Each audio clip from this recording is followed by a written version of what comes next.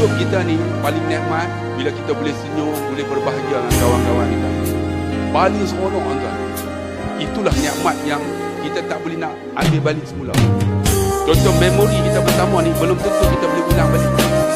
Mana nak tahu sampai satu masa sahabat-sahabat kita ni dia tak boleh ulang balik. Memori dia tak boleh ulang. Tapi orang yang pernah bersama dia akan ulang. Dia akan tengok gambar balik. Dia akan rasakan keindahan yang kita bersama dengan sahabat-sahabat.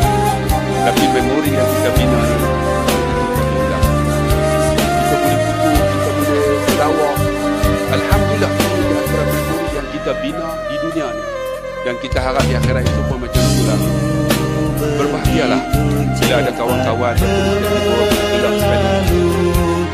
Tak terasa kita akan berpisah, meninggalkan kenangan saat kita bersama.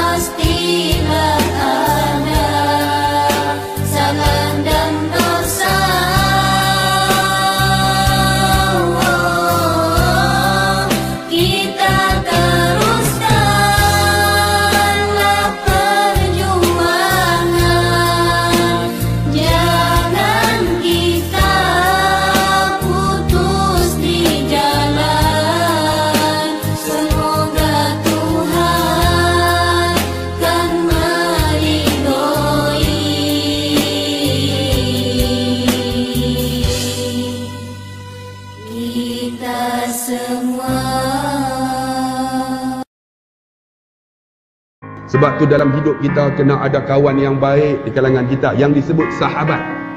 Ataupun disebut ikhwan. Kena ada tuan-tuan. Ni kita duduk dalam masjid ni, carilah kawan-kawan kita.